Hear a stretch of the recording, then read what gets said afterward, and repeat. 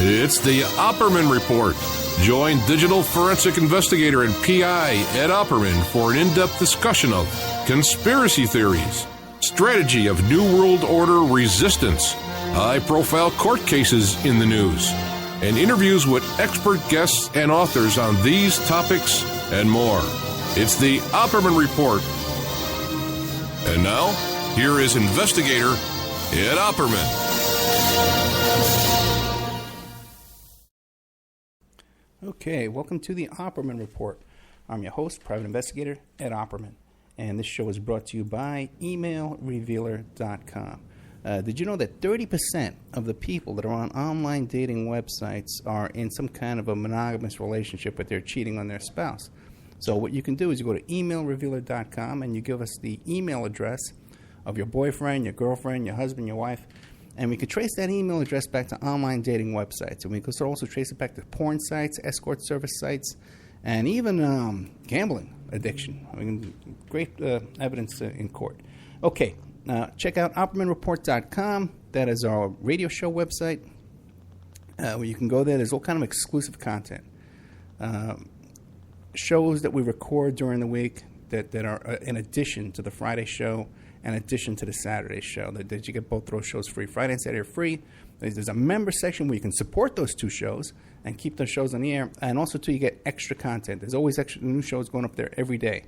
As a matter of fact, I'm about to put up something in there in our documents section at OppermanReport.com regarding the Orlando shooting. Okay, we got a hold of the FBI timetable that everyone's quoting there. You see, everyone's talking about Judge Napolitano. Judge Napolitano says this, says that. Well, you can get it yourself. We have a copy of the timetable ourselves, and also too, we have some video of the police shooting like lunatics into the Pulse nightclub.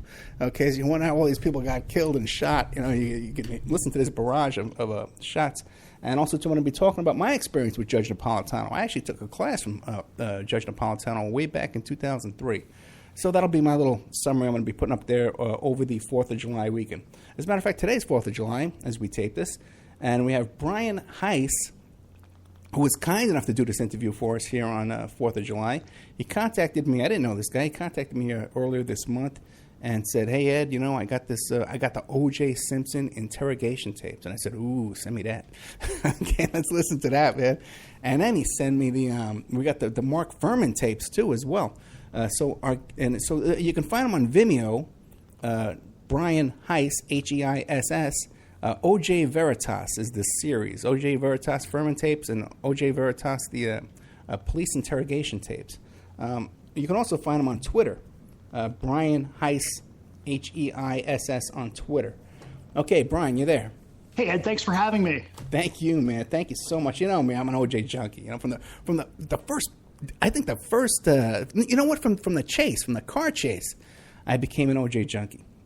Well, I mean, he was the most beloved, one of the most beloved men in America, but one of the most beloved black man in America in 1994. On June 12th, 1994, you'd be hard-pressed to find a more universally loved person in America than O.J. Simpson.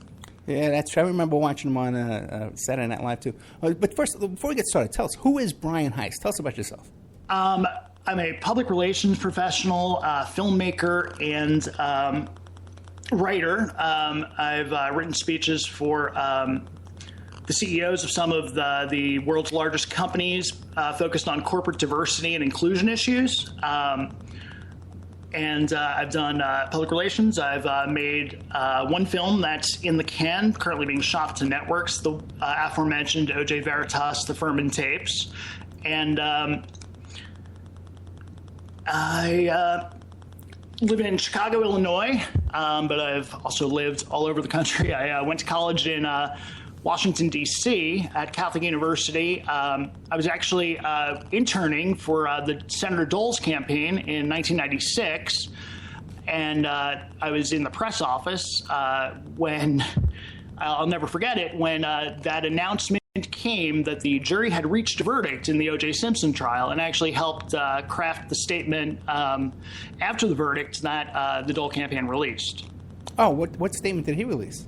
You know, it was a benign statement of, we need to respect the jury system. It was it was very benign, but also the Clinton statement was very benign. They were both very, I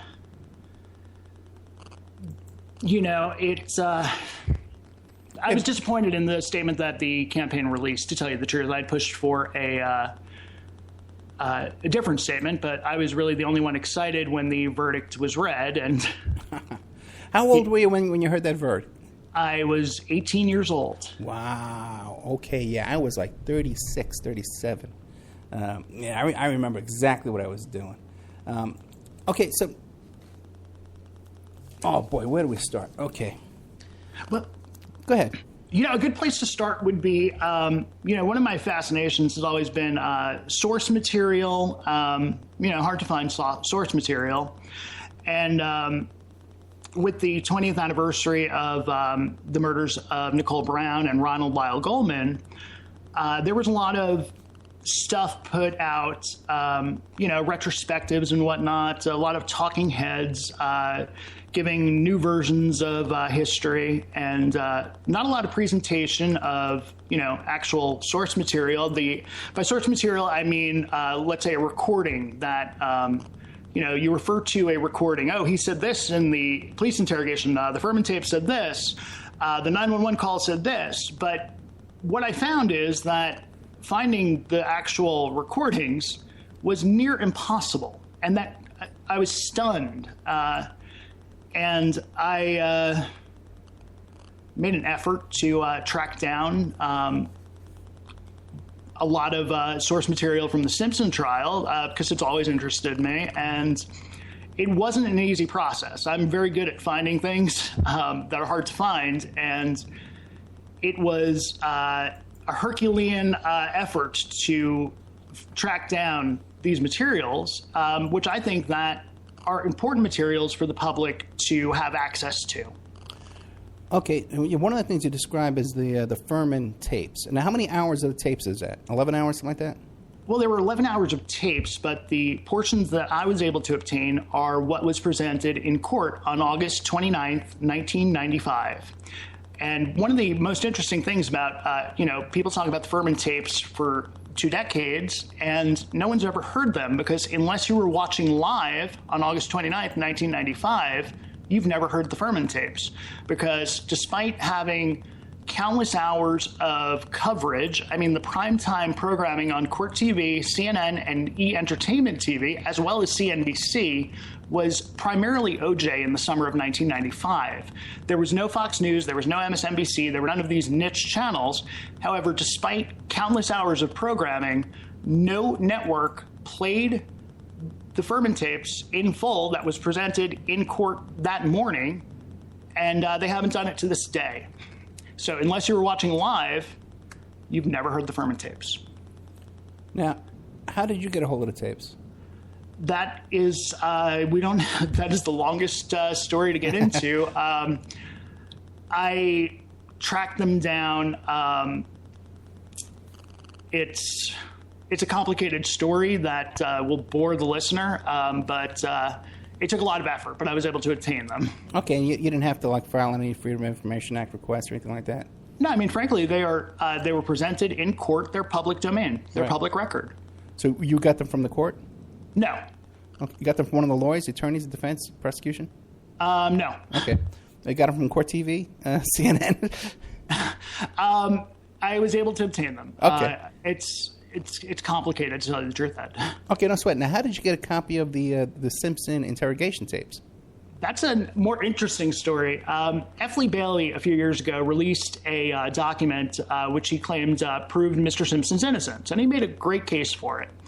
And when he initially released that document, he had hosted on his site, BaileyandElliott.com, the interrogation. And I downloaded the 3 WAV files and, I just kept them stored, in a safe place. And what I noticed is about a week or 2 later, when I went back to the Bailey and Elliott site, that audio was gone. And when the FX series and then the most recent ESPN thing was in the news, I was concerned by some of the things that especially with the FX series, I was concerned with some of the representations or misrepresentations of that interrogation. And I had the audio, and essentially what I did is I digitally remastered that. And what I mean is I enhanced the sound quality. I didn't edit any of the dialogue.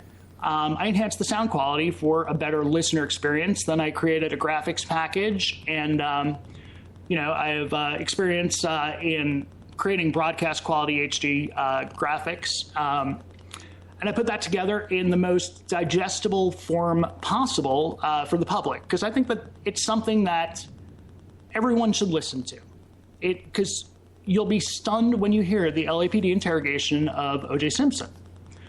It is very different than the sound bites that you've heard for the last 20 years, and it's stunning what you'll hear. And what I mean by that is, when you're talking to someone, it's not, you have the words that someone is saying, but you also have the speed of response, the tone of voice, the rapport that they have with the people that they're talking to, uncomfortableness, sounds in their voice, things like that you don't get from these sound bites. And when you actually listen to, it's a 34-minute interview, you get a very different impression than the one that is been presented via the sound bites for 20 years. Now, those 34 minutes, you have those available for free up on Vimeo? Or for Absolutely. And one of the reasons I put it on Vimeo is because there are no ads. I'm actually paying Vimeo to host it. I'm not making any money off of it. I feel that it's something that the public should hear. And it's vimeo.com/Brian Heiss, and it'll get you right there. And then I also created a supplemented film, which is it's called 3 Things That Make You Go about the LAPD interrogation of O.J. Simpson. And what they are 3 different major takeaways from the interrogation. But what I also did there is to better support the takeaways. I tried to put in facts and the actual news report of what the LAPD was telling the media and what the media was reporting at the time that Mr. Simpson was being interrogated by police, what they were saying about the killings, because that's very important. And the media was asking about gunshots, and they had no idea how these people were killed. That was not disclosed before Mr. Simpson was interviewed by the LAPD. Okay, very interesting. Now, and by the way, I watched all these videos today, all 3 of them. So about 2.5, almost 3 hours worth of video. And very, very well done. Okay, I'm very impressed with the work. Very good. I appreciate it. Thank you. Yeah, and we should mention that the Fuhrman tapes film is currently being shopped to different networks for broadcast, so that is not available to the public. But the LAPD interrogation and then the supplemental film, the 3 Things That Make You Go is available for free right up on Vimeo. And I encourage anyone that's listening to this to listen to that, because you will. It'll certainly make you think. Now, okay, well, give us an idea. What are the 3 things that'll make us go, And one of them might be some Campbell soup. Well, I actually titled it 3 Things That Make You Go, because right. My objective is just to present facts. It's not to tell anyone, 3 things that prove this or 3 things that prove that. I just want to present it to people. Very much documented, factual context, no gray areas. So the first one is the LAPD spokesperson on the scene at Bundy, which is where the murders took place at 875 South Bundy Drive in Los Angeles. He's meeting with the reporters. The reporters are saying, we understand that Mr. Simpson's been taken in for questioning, that he got back from Chicago. And then they're asking about what happened about the murders. And they're asking about gunshots. They're asking about, can you tell us how they were killed? And the spokesperson, the detective, is saying the house wasn't ransacked, and then he couldn't tell you about gunshots. He couldn't tell you about the manner of killing, which is very important. And that's followed by, from the interrogation, Mr. Simpson being asked by Detective Lang, what do you think happened? And Mr. Simpson says to the detectives, and remember, this is a man that flew back from Chicago after being told that his ex-wife had been murdered, and he agreed to meet with the LAPD without his attorney present, and actually he drove in from his home in Rockingham to the LAPD headquarters at Parker Center in Los Angeles with Detectives Lang and Van Adder, while his attorney, Howard Weitzman, drove in a different vehicle. So he agreed to meet with the police, without a lawyer present, which most lawyers don't recommend doing. And he mentions to Detectives Lang and Van Adder, you haven't told me anything. I have no idea what happened. I don't know how, why, or what. And my daughter said that someone else might have been involved. And by involved, he meant that there might have been another victim besides Mrs. Simpson, the former Mrs. Simpson. And it's interesting that none of the media had reported where the bodies were found, and none of the media had reported how the victims were killed. And Mr. Simpson mentions that they haven't told him what happened. And then he follows that up, saying to Detectives Lang and Van Adder, I have lots of guns. You can take them. They're all there. And just the way he says that, it makes you go, does he know how these people were killed? Then the second major thing was his talking about, the second thing was the guns and whatnot. The third one is, I think, the most interesting thing, because throughout the 34-minute interrogation, there's only one thing that Mr. Simpson repeatedly emphasizes, that he hasn't been inside his former wife's house in over 10 days. It's the only thing that he constantly says over and over, which, people might listen to that and hear that and wonder if Mr. Simpson knew where the murders took place. Because they were killed outside the house. And, he's making it known that he wasn't inside the house. He's either the most prolific master criminal of our lifetime, or he doesn't know where they were killed. Now, are those the three, or is that only two? The first one was he met with them without the attorneys present, right. And then the second one was Detective Van Adder saying, we have a problem here, and this is one thing that the recent ESPN documentary really misrepresented that I just thought was disgusting. Detective Van Adder goes, OJ, we got kind of a problem here. We got blood in your house. We've got blood at the crime scene. We've got sort of a problem. And that was included in the documentary, but Mr. Simpson's response wasn't, which was, well, take my blood test. All right. I mean, that's an important element. His response to that is so critically important. And the speed that he says it really makes you think. I tell you, though, the other things you mentioned about him saying, if he knew in his head that it was a knife murder, for him to constantly bring up the fact about guns, that wouldn't surprise me. And the other thing, too, was the one about if he knew that the murder was outside the home, to keep bringing up that it was inside the home. I'm sorry. Yeah, let me just finish. See, because when you question people, especially a guy like this who had all night long to go over his story, and he knew he was going to be questioned, especially in the ride over there. By then, he knew he was going to be interrogated by the police. And to prepare that and say, well, listen, I know they were killed inside, so I'll make it sound like I think they were killed inside the house. I knew they were killed by a knife, so I'll make it sound like they were killed by a gun. Go ahead. Let me ask you something, Ed. Why would Mr. Simpson then put himself in places that he probably shouldn't have put himself if he knew that the murders were done outside his house? Why does he put himself, he always drives to he mostly picks up the kids in the back gate. He mostly parks in the back. Why is he putting himself in places like inside that property line, outside the house, if that's where he knew where the murders occurred? Again, I'm not saying that he knew one thing or the other. I'm just presenting it as something that, makes you go, It makes you go home for sure. Hey, now, what do you make of the fact that Howard Weitzman didn't go with him to the interview and then withdrew from representing him shortly after that?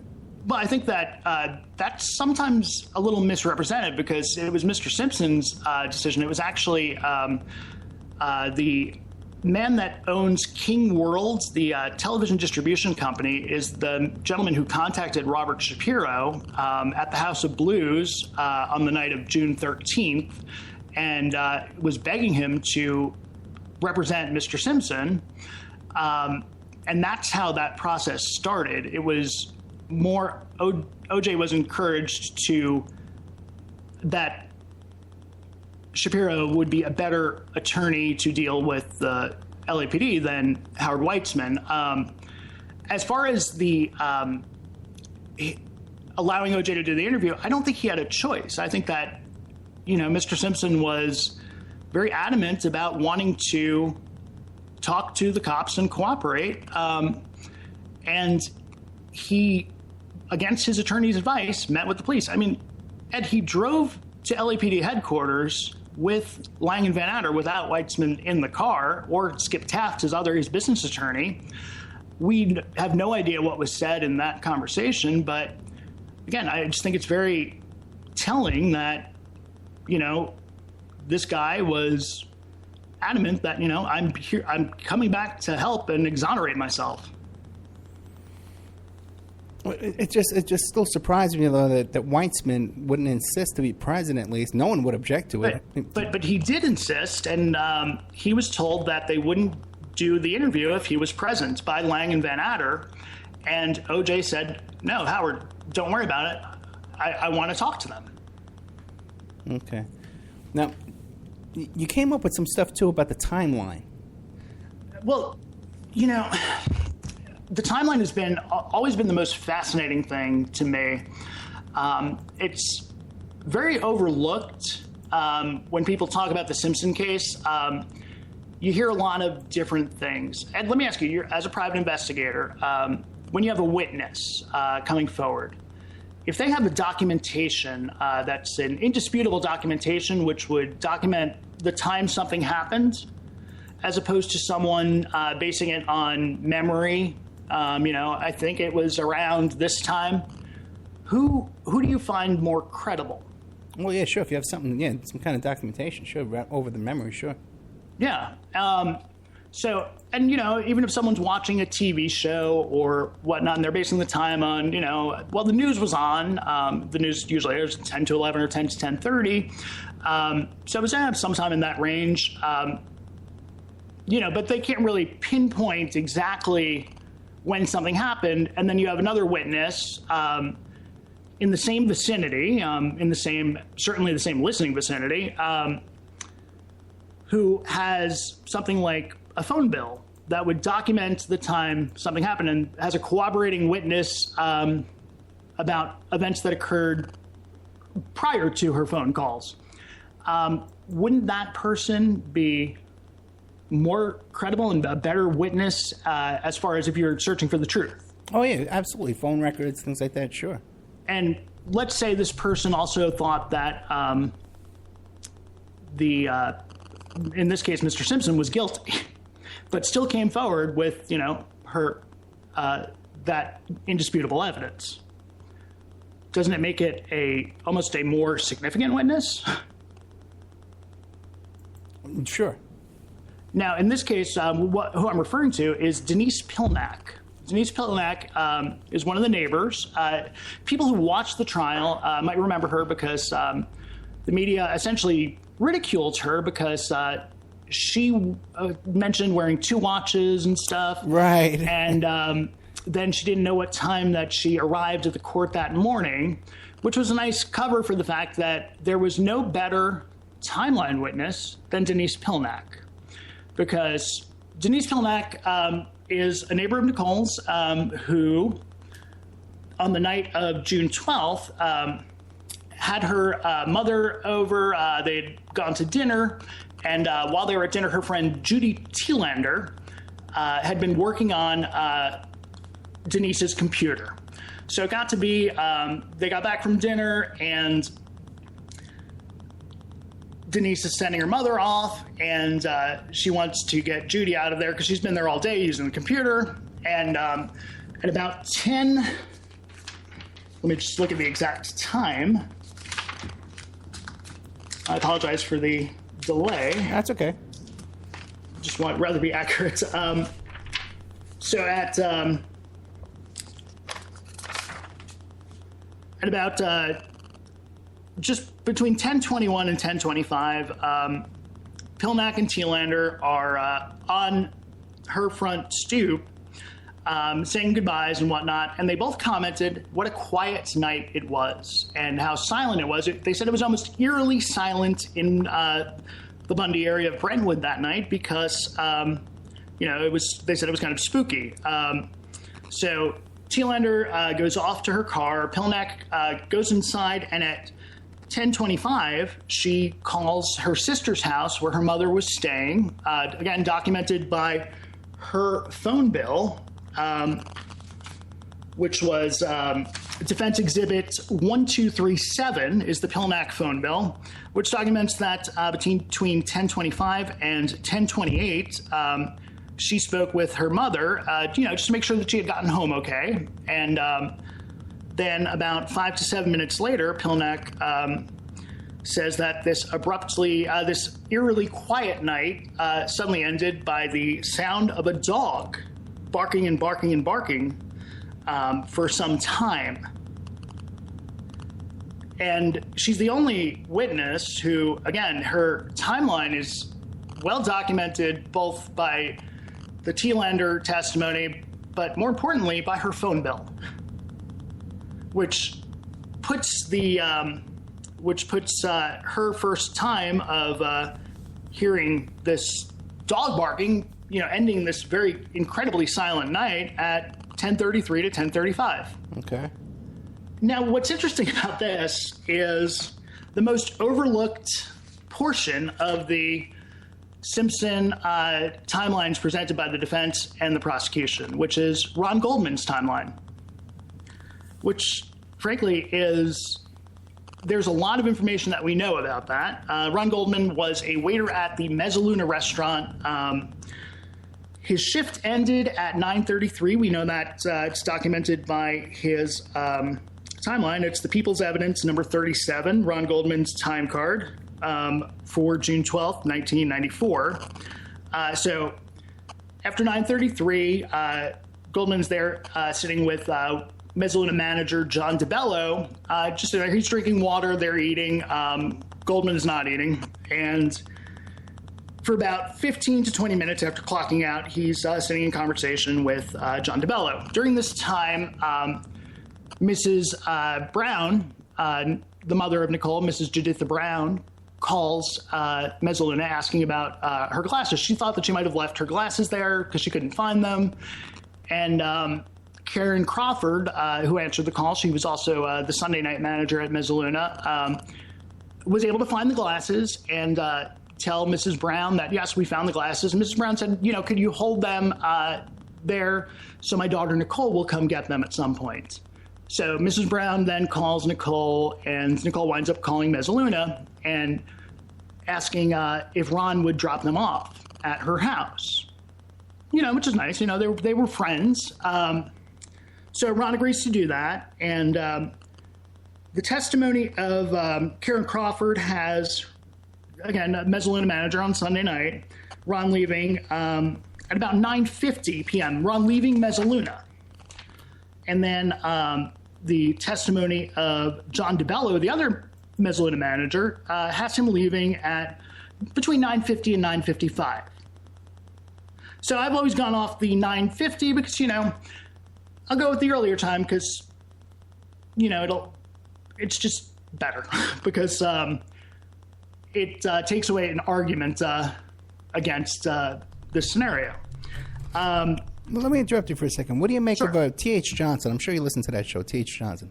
Yeah, I thought it was a great interview. I think that Mr. Johnson has done some excellent research on these things, things that, I'm not really as well knowledged in those specific areas as he is. What I try to deal with are more of the indisputable, documented facts. I for this timeline, I've used only witness testimony, evidence at trial, a little bit of science, and a touch of common sense to put this together. There's no, I essentially ignore any of the other factors that might come up when you need to,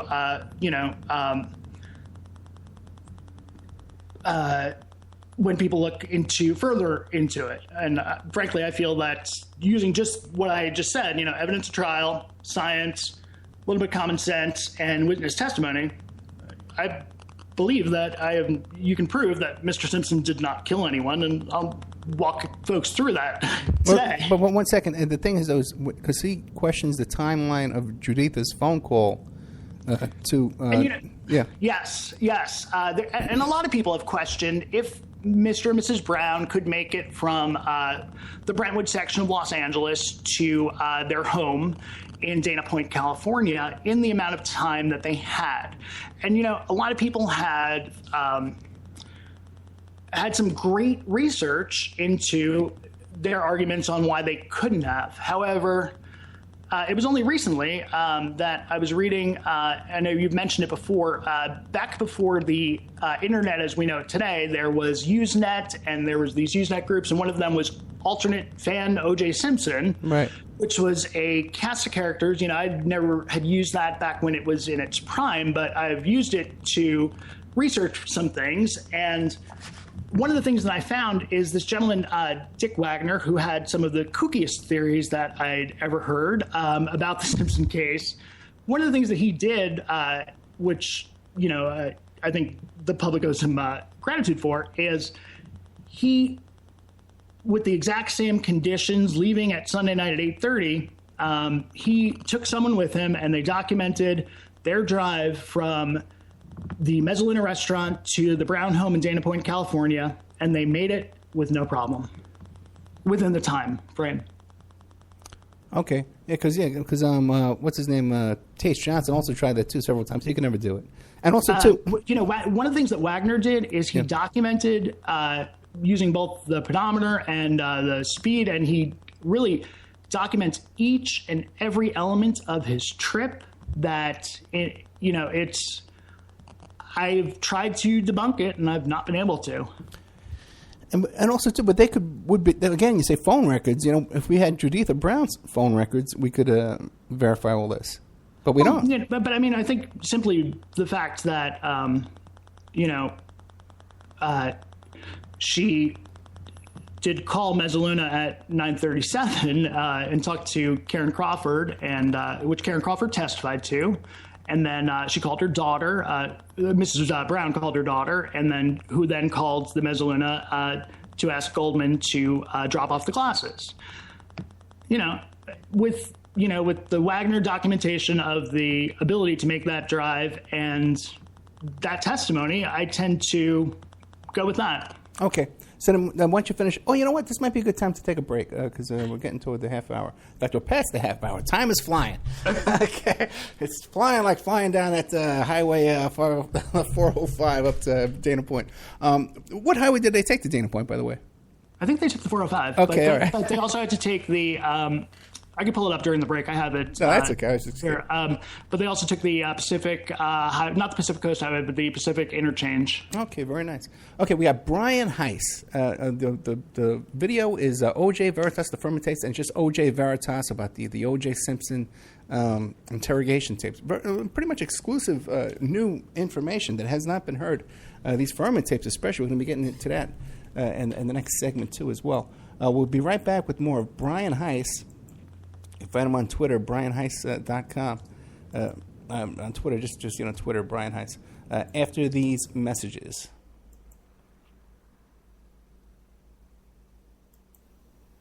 This is your host, Private Investigator Ed Opperman. And if you're enjoying this show right now, there's more. You can get more. You can go to the Ed Opperman YouTube channel, and you could subscribe there. And we have archives of all of our past shows for over the past 3 years, about 200, 300 shows. You can also go to the Opperman Report Spreaker channel, and you could follow us there. Again, a ton of shows, about 300 shows on there. And whenever we do an impromptu show, an emergency type broadcast that we do during the week occasionally, you'll get an email notifying you of breaking news and spontaneous broadcasts that we may do during the week. You can also go to oppermanreport.com and become a member.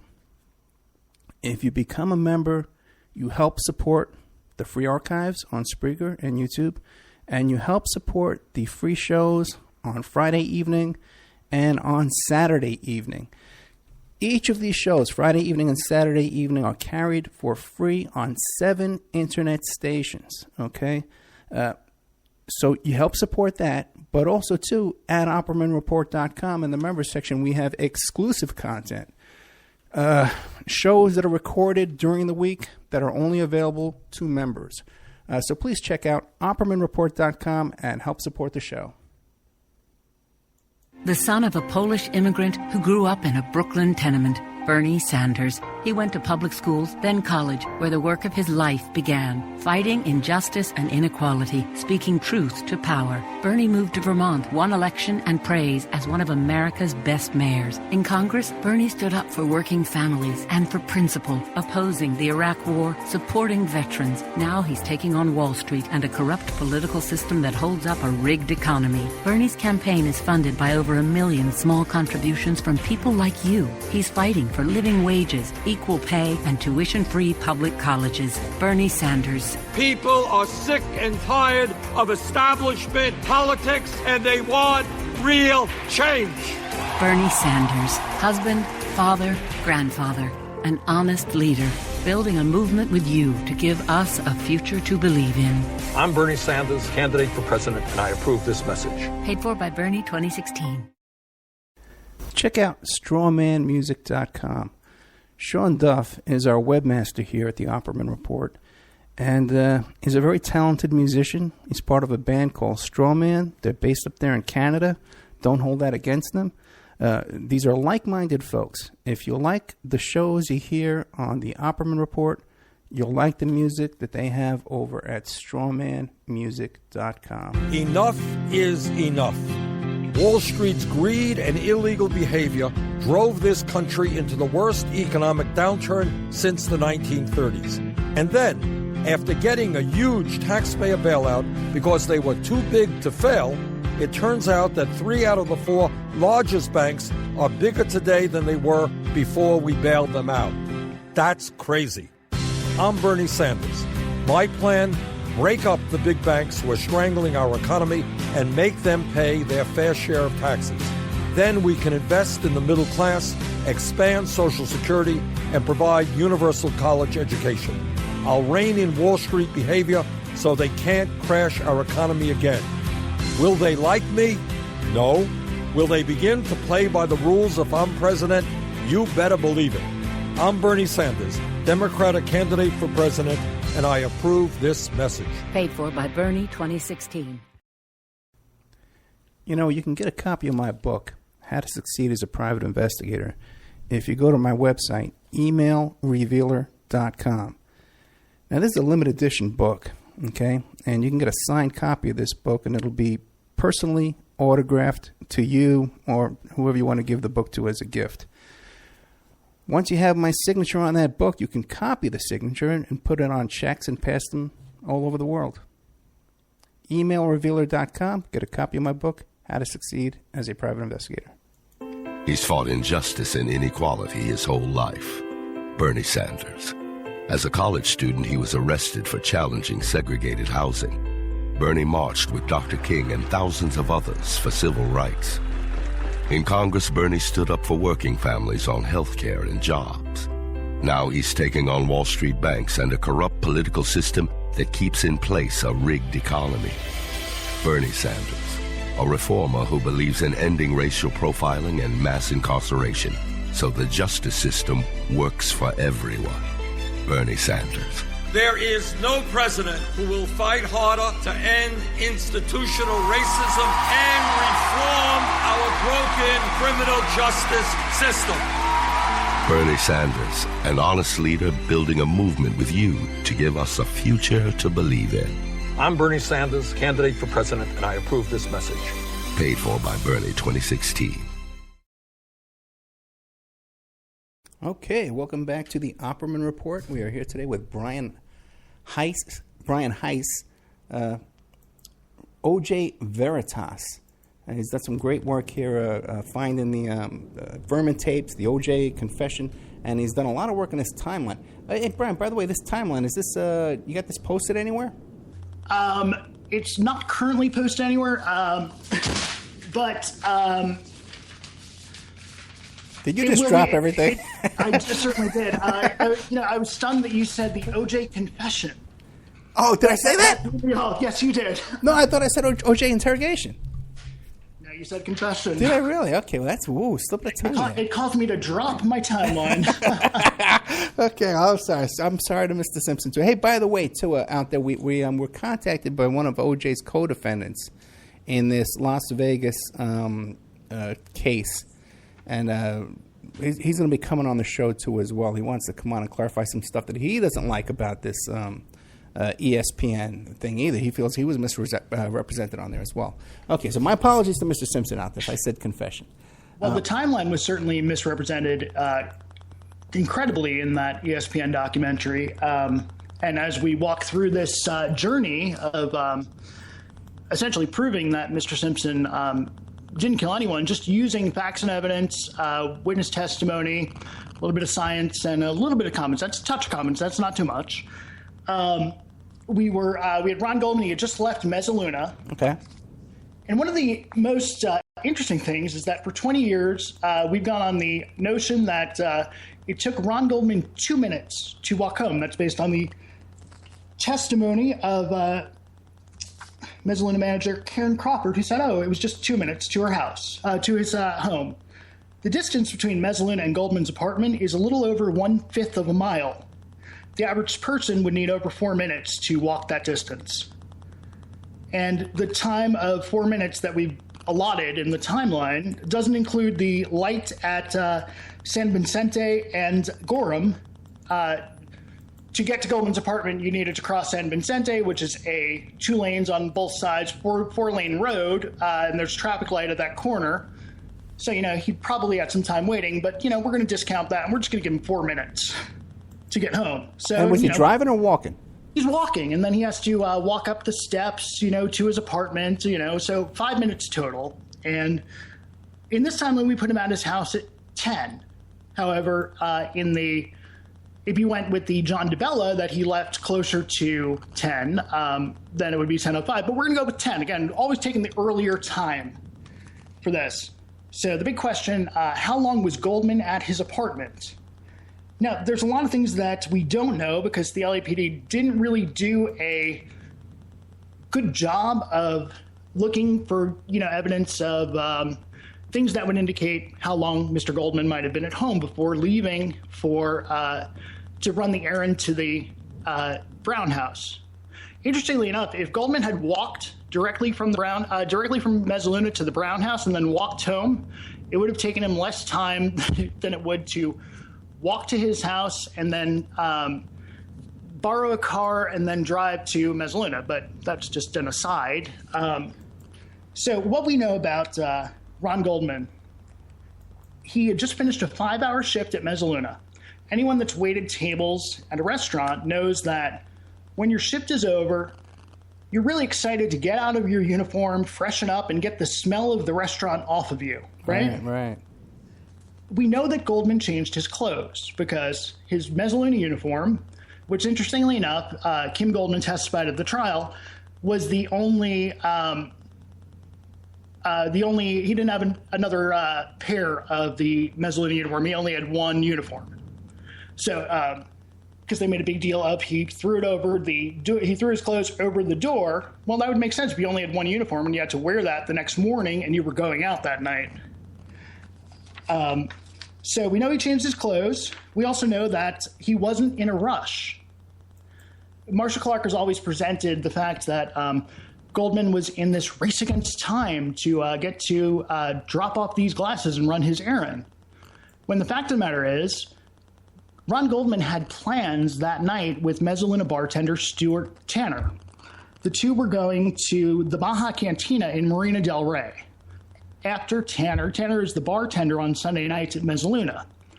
After Tanner finished his shift, and so Ron finishes his shift, he goes home, and he changes his clothes. So he's changing to go out for the night. You know, this is a guy that was a model. He was a contestant on the TV show Studs. This is a guy that cared about his appearance. Right. So, you know, he has to pick out his clothes. He has to get ready, you know, hair and whatnot, get the smell of a restaurant off of him. We don't know if he showered. I don't include any time for him to shower because we can't prove that. But one of the things that we do know is that Ron Goldman, when he got home, he had something to eat. How do we know this?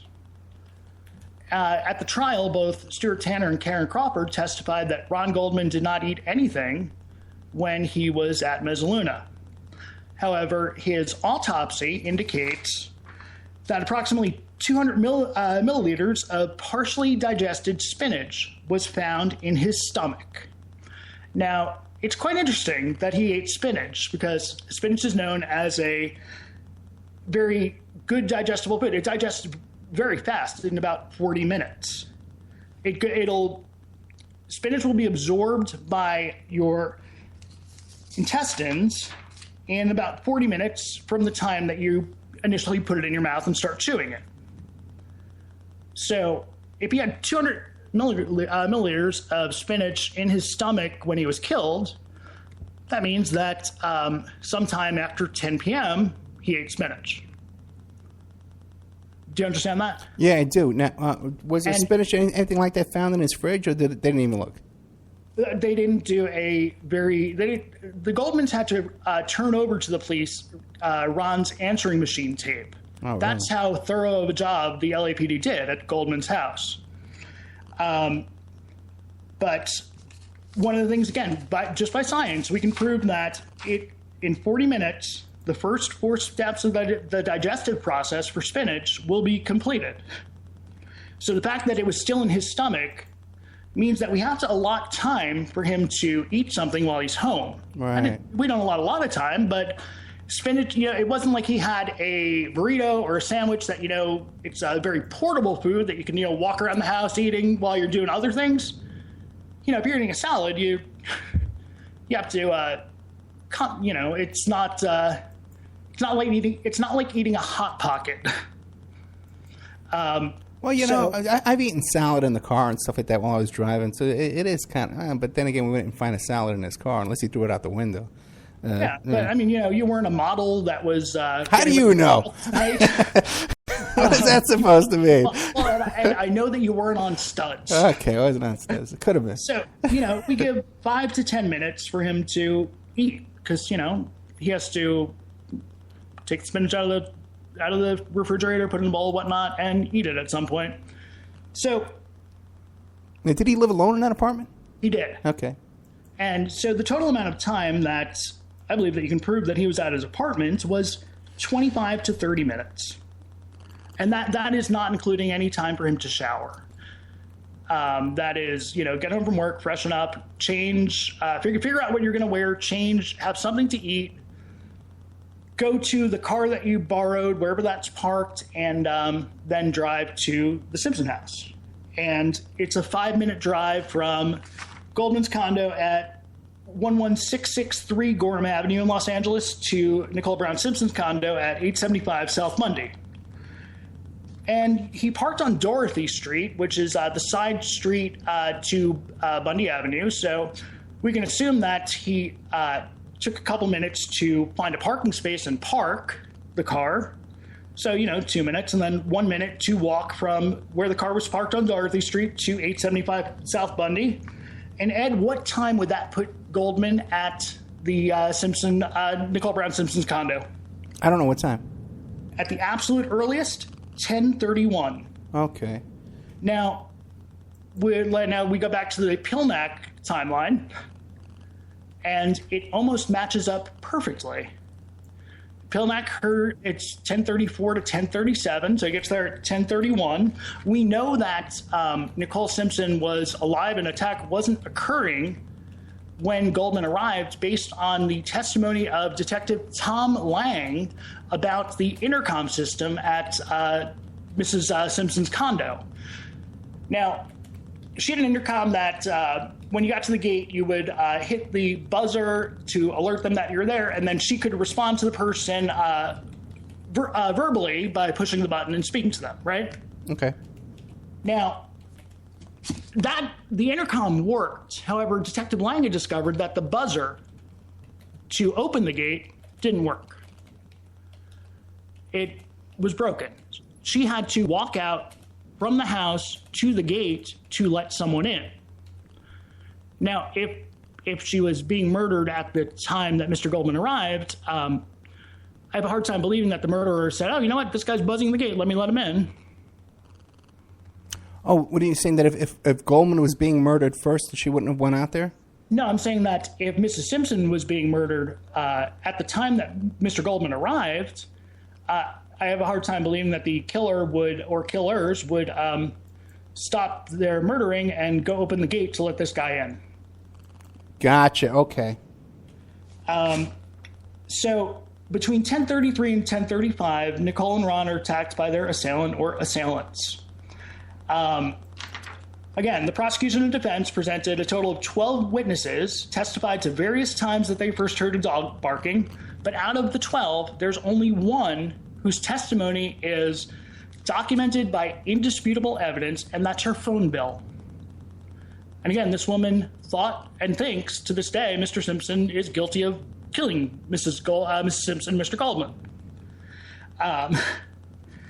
So the world's three leading criminologists, Dr. Henry Lee, Dr. Michael Baden, and Dr. Cyril Wecht, Dr. Cyril Wecht, two of whom were involved in the case, have shared three things in their opinion about the case: that the duration, how long it took to carry out the murders, was about 10 to 15 minutes. It was a prolonged struggle.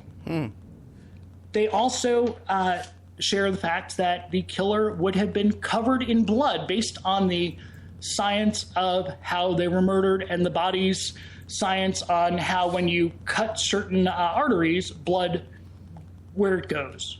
And based on the fact of the evidence that Goldman put up, the fight of his life, based on the fact that he was standing and the blood was flowing down while he was fighting, and he has these huge marks on his knuckles and his hands, indicating that he had made contact pretty hard with another human while he was fighting for his life. What do you make of the two-knife theory? Again, I can't prove anything about that. So I really don't go into it. Okay. I tend to think Barry Scheck has said on Charlie Rose in 1995 that he believes that there was more than one assailant. He thinks that the evidence suggests that. I trust Mr. Scheck's opinion. The prosecution's medical examiner said the same thing. Dr. Golden, the one who actually did the one who actually did the autopsy, not the one who testified. He testified at the preliminary, but he didn't testify at the trial. Dr. Lakshmana testified at the trial. Dr. Golden testified at the preliminary. It was the first time that Dr. Lakshmana, in all his years as a medical examiner, had testified in place of the person who actually did the autopsy when that person was available to testify. Yeah, that thing was so bizarre. Now, so we're at about 10:48, 10:43, depending on 10 to 15 minutes on how long the duration of the killing, how long it took to kill these people took. And we have the assailant covered in blood, right? All right. And one of the things that people overlook about blood, have you ever cut yourself and, you were somewhere that you couldn't wash it off immediately, the blood, and the blood dried. Right, dries all up, yeah. And when you're in the shower trying to get that off of your body, it's not like, washing dirt off your body. You have to scrub a little bit, right? You have to exfoliate that skin where that dried blood is, right? Sure. It takes a little longer. It's a little more pain to wash blood off your skin that's dried. Interestingly enough, the Gil Garcetti said in July 1994 that after examining all of the plumbing in Mr. Simpson's home, his bathroom, the washing machine, and whatnot, the LAPD found no blood in the pipes. And there's 1/8 of 1 drop of blood is the total amount of blood that was found in the white Bronco. 1/8 of 1 drop. Now, if Mr. Simpson, covered in blood, as the 3 leading criminologists in the world have stated, leaves 1/8 of 1 drop of blood in the car that he allegedly drove to kill these people, where did he get the blood off of his body? Because he didn't do it at his house. Again, he's seen by Alan Park at another well-documented by phone bill at 10:55. So between 10:43, 10:48, and 10:55, where did he wash it? Did he go into his Nicole's house where his kids were sleeping to wash the blood off his body there? And if so, why isn't there any blood trail? And why isn't there any blood trail on Mr. Simpson at his Rockingham estate? The carpeting leading up the stairs to the second floor, as well as throughout his bedroom, was off-white white carpeting. Hey, you were talking about the old Usenet, no J's and pro J's, alt Usenet pages. I remember one theory, because, he had just come back from filming in Puerto Rico. He filmed the movie Frogman. And one of the theories is that he wore a wetsuit. He kept the wetsuit from the filming, one of those diving suits, Yeah. Yeah, he wore that to go do the murder. And that's why he was, and it was, they're so tight on you. That's how he was able to hop over the fence and stuff like that. It was one of my favorite theories, actually. It was interesting. And then you've heard the theory that he stripped down to nothing in back of her house. Yet there's no blood trail to indicate that clothing was removed. Clothing covered in blood was removed outside of the area that he would have parked his car, and there's no explanation for where he would have put that clothing while driving home, and only leaving 1/8 of 1 drop of blood. Yeah, and then the blood, the whole thing with the blood on his socks, which was so obviously they line up, they go right through the sock, as if there was no leg or no foot in there. So it was obviously planted there. Well, it would be impossible if you were wearing those socks. It would be impossible to have the stain pattern the way it was found months later, right, by the LAPD forensics. So it takes about 7 to 9 minutes for Mr. Simpson to drive from Nicole's home to his house. So that puts us, about 10:50 to 10:53. However, at 10:40 to 10:45, Cato hears the thumps on his air conditioning unit. So, it would be impossible for Mr. Simpson to make those thumps, because if he is the killer, he couldn't be back at his home by then. But he hears the thumps at 10:40 to 10:45. Well, let me ask you a question. What do you make of those thumps? The best explanation that I've heard for them came from Pat McKenna, who was the private investigator for the Simpson defense team. And McKenna said that they'd gotten a lot of calls from HVAC, air conditioning specialists, that tend to believe that, and no one's ever asked if Cato's air conditioner was on, but they tend to think it was the condenser of the air conditioner. Well, then don't you think Cato would have heard it again in a previous or after that one time and said something? He also said he thought he felt an earthquake. He wasn't the sharpest tool in the shed, but the one thing that I think provides a lot of insight into Cato is it's noted by Carl Douglas, it's noted by Joe Bosco in his book, Larry Schiller, and Pat McKenna, when they tried to, the defense wanted to look into Cato more. and especially before he was going to testify. And OJ, Mr. Simpson, said that Cato is going to tell the truth. Cato is an honest guy. There's no reason. I'm not concerned about what he's going to say. He's going to tell the truth. And I think that is very telling. So I don't dispute the fact that Cato Kalin heard something at that time. And I think that it's very telling into, the kind of person Cato is, that OJ said, he's going to tell the truth, period. Okay. All right, this would be a good time to take another break here. We've got another break coming up. We're here with Brian Heiss, and he's done this incredible documentary, OJ VERITAS. And it's 3 videos he's done. One, things that make you go, another one is about the Fuhrman tapes, which we'll be getting into. And also 2 of the OJ, not confession, the OJ interrogation. Okay? I don't want to make that mistake twice. We'll be right back with more of Brian Heiss after these messages.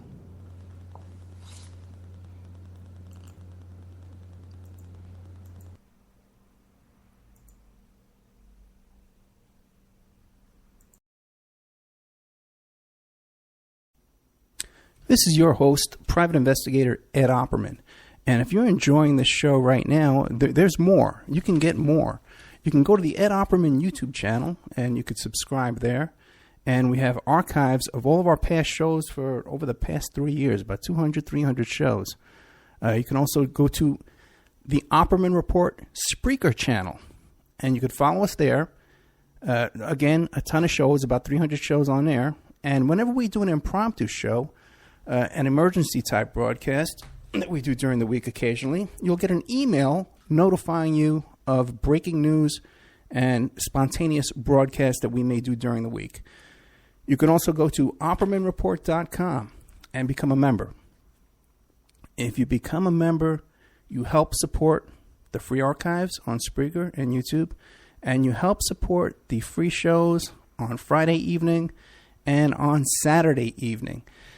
Each of these shows, Friday evening and Saturday evening, are carried for free on 7 internet stations, okay? So you help support that, but also, too, at OppermanReport.com in the members section, we have exclusive content. Shows that are recorded during the week that are only available to members. So please check out OppermanReport.com and help support the show.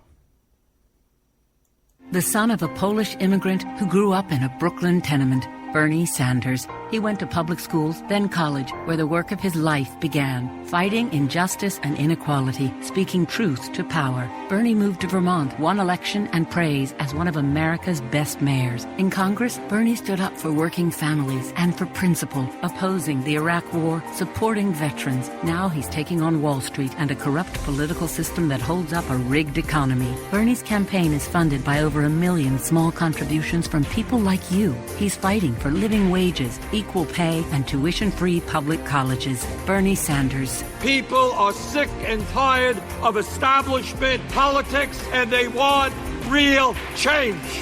Bernie Sanders. Husband, father, grandfather, an honest leader, building a movement with you to give us a future to believe in. I'm Bernie Sanders, candidate for president, and I approve this message. Paid for by Bernie 2016. Check out strawmanmusic.com. Sean Duff is our webmaster here at the Opperman Report, and he's a very talented musician. He's part of a band called Strawman. They're based up there in Canada. Don't hold that against them.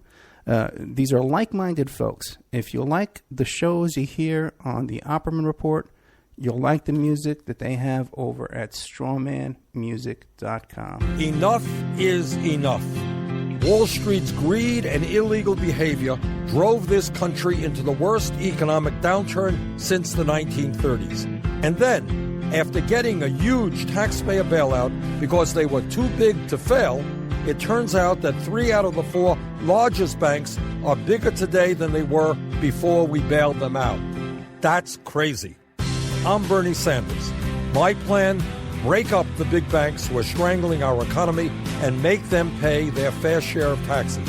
Then we can invest in the middle class, expand Social Security, and provide universal college education. I'll rein in Wall Street behavior so they can't crash our economy again. Will they like me? No. Will they begin to play by the rules if I'm president? You better believe it. I'm Bernie Sanders, Democratic candidate for president, and I approve this message. Paid for by Bernie 2016. You know, you can get a copy of my book, How to Succeed as a Private Investigator, if you go to my website, emailrevealer.com. Now, this is a limited edition book, okay? And you can get a signed copy of this book, and it'll be personally autographed to you or whoever you want to give the book to as a gift. Once you have my signature on that book, you can copy the signature and put it on checks and pass them all over the world. Emailrevealer.com. Get a copy of my book, How to Succeed as a Private Investigator. He's fought injustice and inequality his whole life. Bernie Sanders. As a college student, he was arrested for challenging segregated housing. Bernie marched with Dr. King and thousands of others for civil rights. In Congress, Bernie stood up for working families on health care and jobs. Now he's taking on Wall Street banks and a corrupt political system that keeps in place a rigged economy. Bernie Sanders, a reformer who believes in ending racial profiling and mass incarceration so the justice system works for everyone. Bernie Sanders. There is no president who will fight harder to end institutional racism and reform our broken criminal justice system. Bernie Sanders, an honest leader building a movement with you to give us a future to believe in. I'm Bernie Sanders, candidate for president, and I approve this message. Paid for by Bernie 2016. Okay, welcome back to the Opperman Report. I'm your host, Private Investigator Ed Opperman. We're here with Brian Heiss discussing OJ, the OJ timeline. So Brian, how can we? What else do you have to finish up the timeline? To finish up the timeline, okay.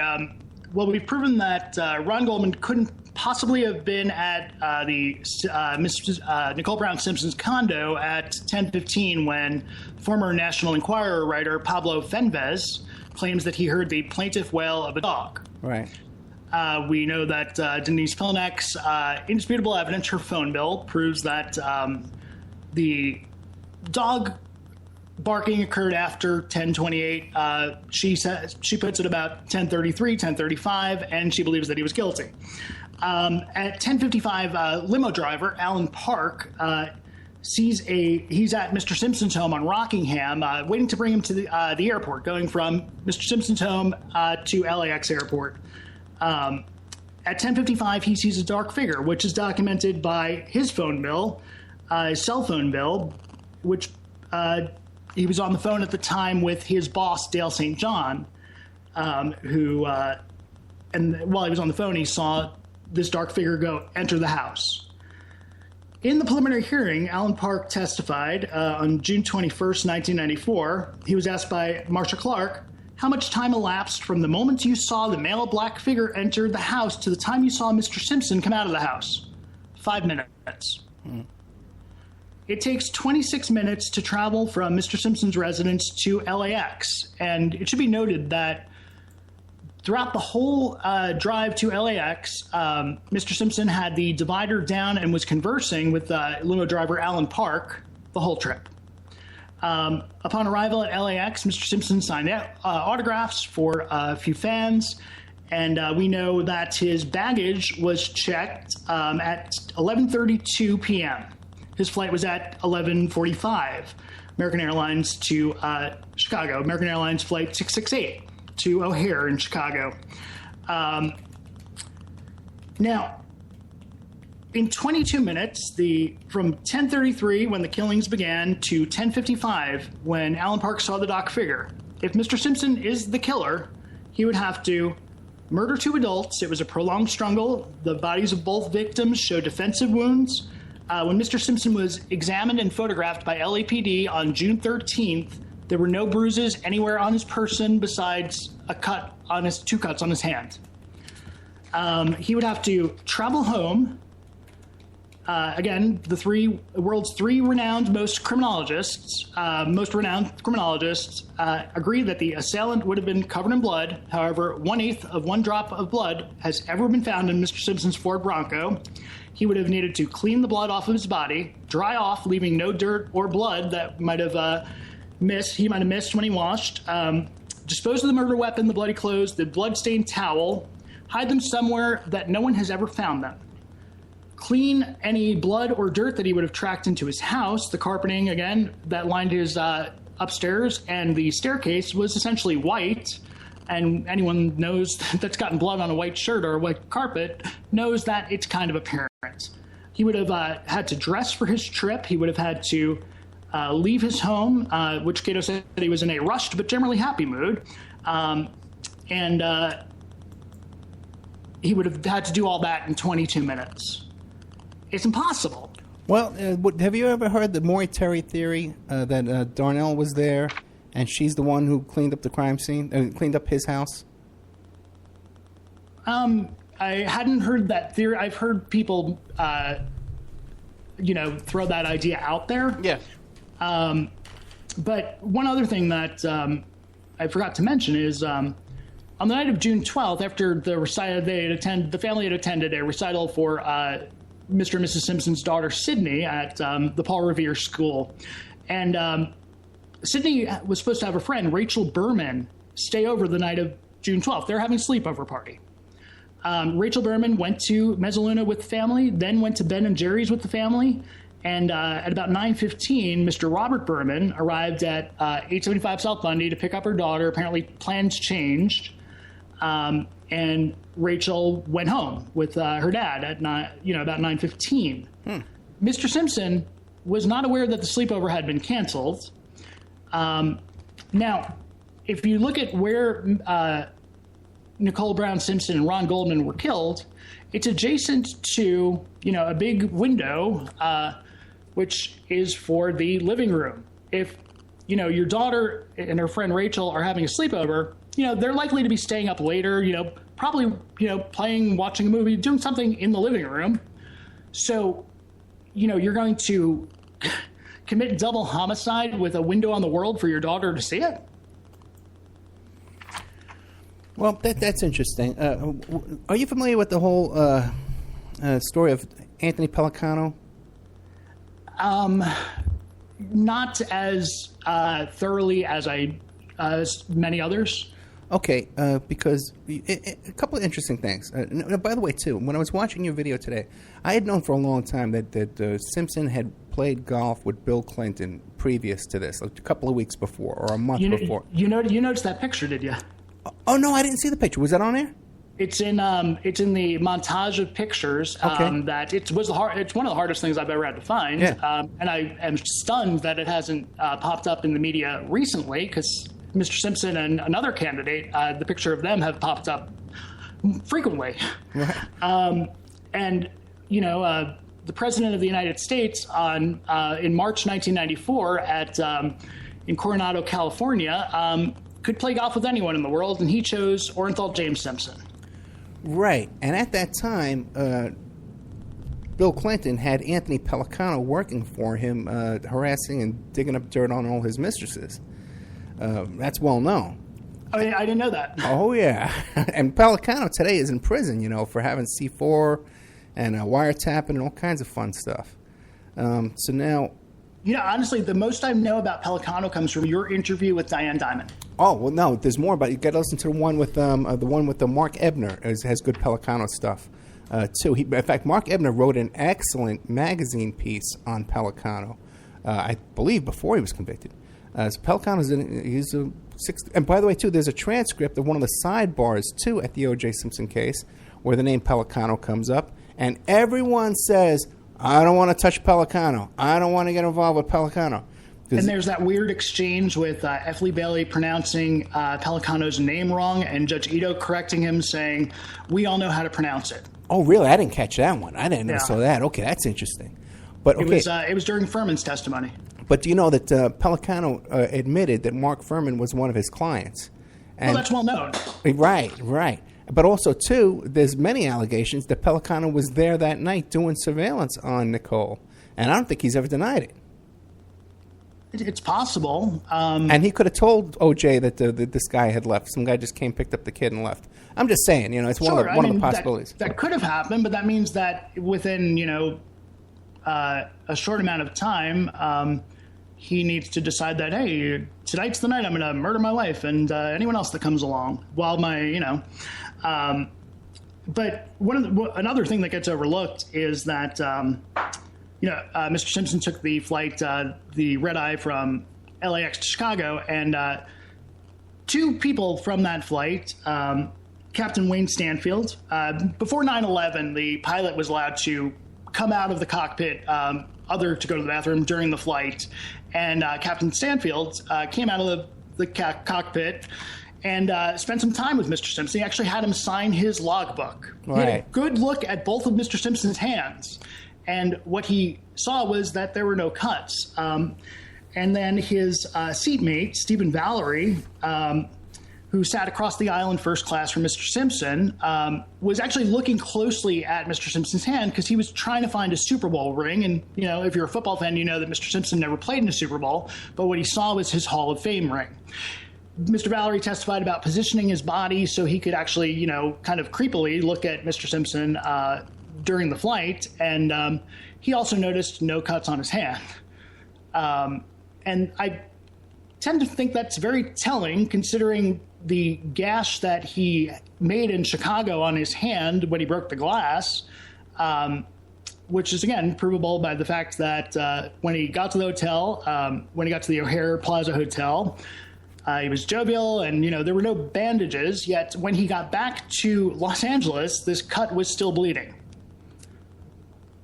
So the guy's hands weren't cut in the sense, there was a minor cut, as you'll hear in the LAPD interrogation, but there wasn't this big cut that bled from a 5-hour flight from Chicago to Los Angeles. Well, and also, too, there wasn't a corresponding hole in the glove that would match up where the cut on the finger was.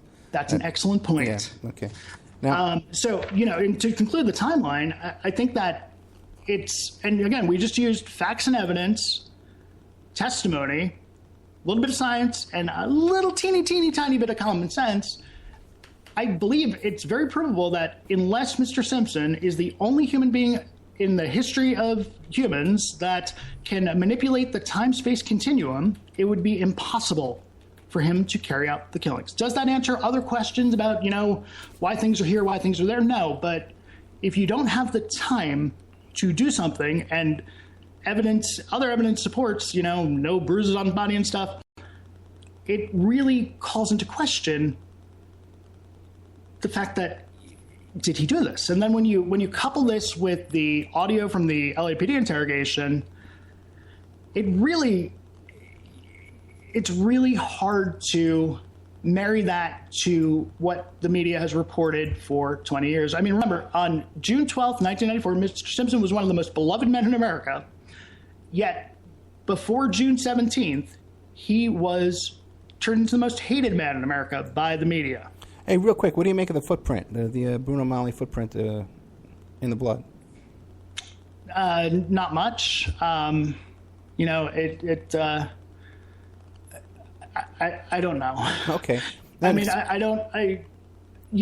Lee said one thing that is really interesting, that the assailant would have had to be standing still for the blood drop to land the way it did in that pattern. So the blood drops next to those footprints, Henry Lee has stated that the assailant would have had to have not been moving when that blood dripped off his finger. I wonder if, because, we know they planted a lot of stuff. There's no doubt about that. Even Fred Whitehurst, and we discussed this off the air, Fred Whitehurst was ready to testify that the blood was tampered with.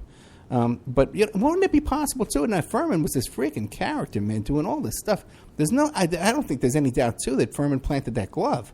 And the greatest tragedy of the O.J. Simpson saga is the Mark Fuhrman tapes and the media's, it's the one piece of evidence that Judge Lancito called information that is of vital public interest. Right. Well, before we'll get to that, though, but I'm thinking maybe it's possible that Fuhrman went in there and got the shoe, and then put the shoe print there. And went back and made a shoe print because those shoes disappeared. No one knows where they are, as Barry Scheck proved in his cross-examination of Dennis Fung, the criminologist, right. Fung testified that Fuhrman would have had to have been inside the white Bronco to find certain stains that he testified that he saw. Right. And when you listen to these Fuhrman tapes, which you just came up with, you did a great documentary on this with the Fuhrman tapes. Thank you. Yeah. People forget what a sleazeball this guy was. One thing you didn't mention, and I don't think you mentioned, was in his first, I think it was his first 5 years as a cop, he was in 4 different commands. Are you aware of that? Yes, I'm aware of that. I didn't include it in the film, because it was too much detail to put there. It's a 2-hour film to begin with. Right, and then the other thing too is that he had to sue them in order to get his detective shield. Otherwise he spent most of his career in traffic, and they try and make this character to be some kind of an investigator. He's not.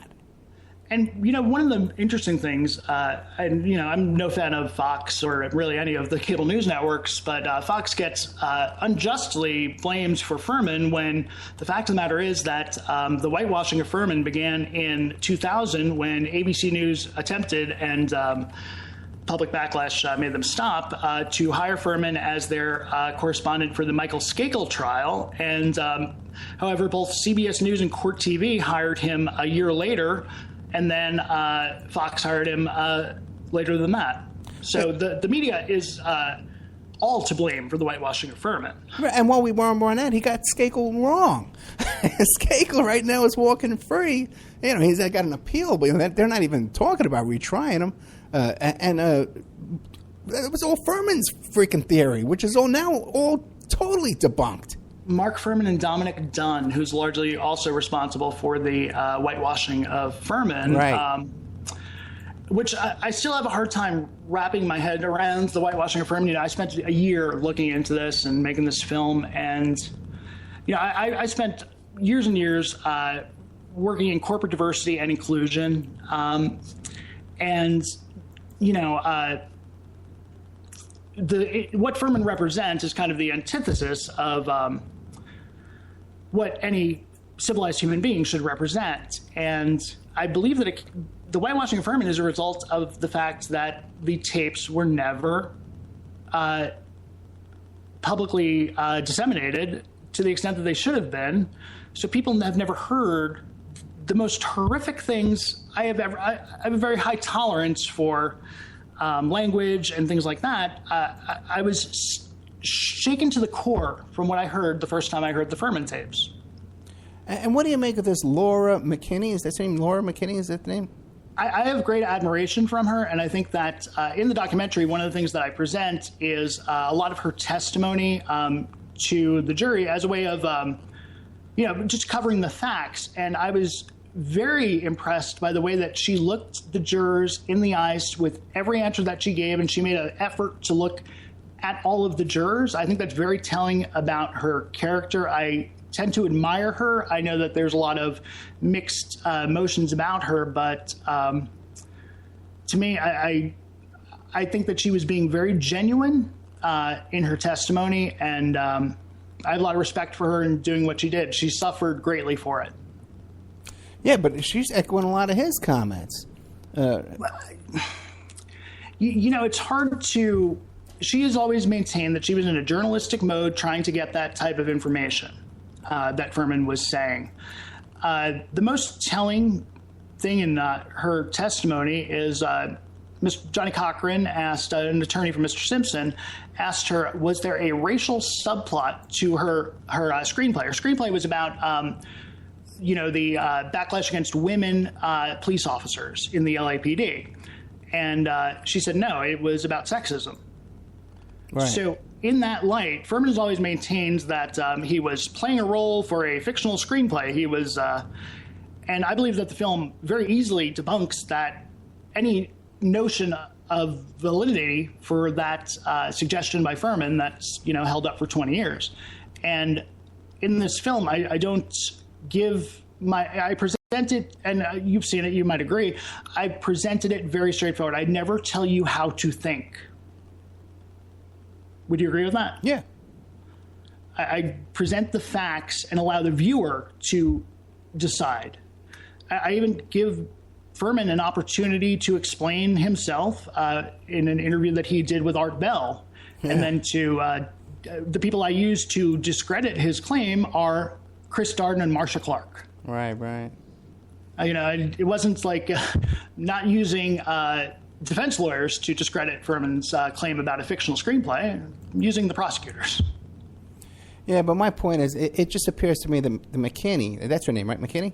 Laura Hart McKinney. She's a screenwriter. She's currently a professor in the North Carolina School for the Arts. And she's done a couple, she's recently released a book, and she's done a couple films herself. Yeah, I was surprised to find out she was a professor. I didn't know that. But they kind of try to play off like some failed screenwriter, some wannabe screenwriter who actually she was a professor. The prosecutors treated her just like they treated the jurors. They really ridiculed them unnecessarily and really viciously when there was no reason to. But give us an idea. Now, people, when they think of these Fuhrman tapes, they think of Fuhrman. Well, everyone knows. Okay, Fuhrman was convicted of. Wasn't convicted. He pled guilty to no contest. Which he claims wasn't perjury. Even a crime. Right. Perjury, right. He says to Art Bell, perjury wasn't even a crime. I was charged with something that isn't even a crime. To which I put the graphic up that since 1872, perjury has been a felony in the state of California. Well, the thing is, these cops are so used to lying on the stand and getting away with it. I've seen stuff that you would not believe. And they get caught red-handed, and nothing ever happens. Nothing drops right there. Nothing. No one gets convicted. If you look at in the film, I include the deal that Fuhrman made with the Attorney General's office of the state of California to get the just slap on the wrist that he, if you can even call it that he did, when the penalties were, a long jail term and a very high-priced fine. Well, yeah, it appears that he pled the fifth on the stand because it would have brought out all these other things he was talking about on those tapes.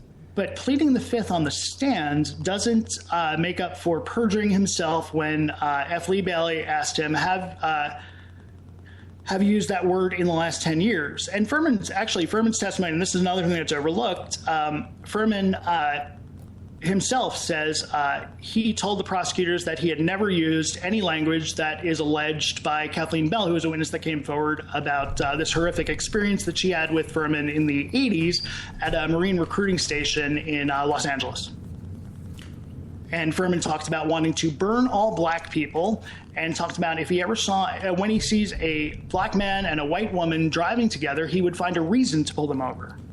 Yeah, he wanted to burn black people in Ethiopia. Like it wasn't just that the guy was burnt out, from working in the tough streets, giving out tickets and directing traffic. Okay. And what Ed's referring to is you're referring to a recording on the tape where Fuhrman said he has a problem with the aid that the U.S. is giving to Ethiopia, and he talks about wanting to let them die, use them as fertilizer. I mean, who cares is the exact quote that Fuhrman says. Yeah, so he is genocide. He's genocidal.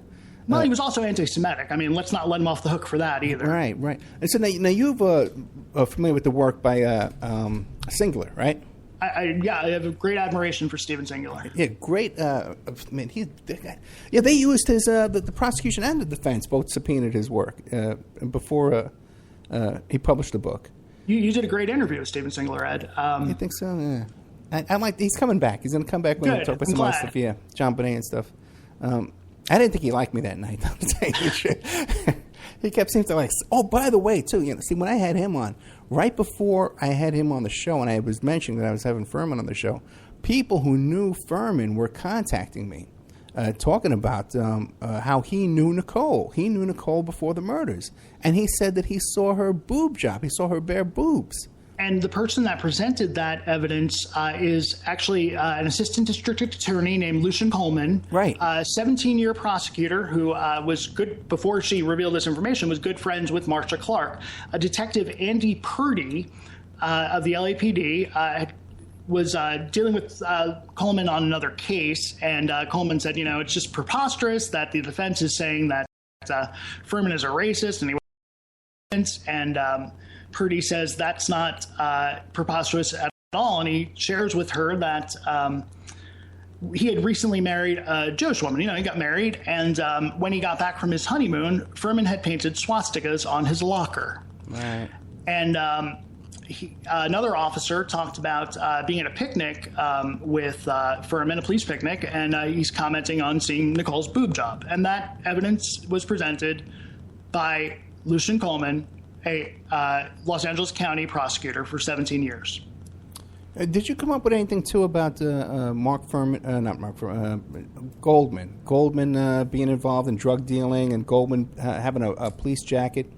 Over the years I've looked into that, and I haven't found anything that either confirms or denies those claims. As you know, there are very interesting similar killings that other Mezzaluna employees experienced in the years before and after the deaths of Nicole Brown Simpson and Ronald Lyle Goldman. I do think it's curious that if you look at the lack of any investigation that they did at Goldman's apartment, it really tells you that, they weren't even giving that idea a suggestion. So it's really never been looked at.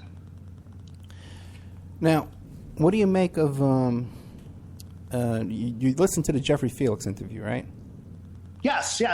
Thank you for saying. Yes, you shared that with me, and I didn't think I was going to like it going into it. Right, I know, neither did I. Yeah, but I thought that he came across as very credible.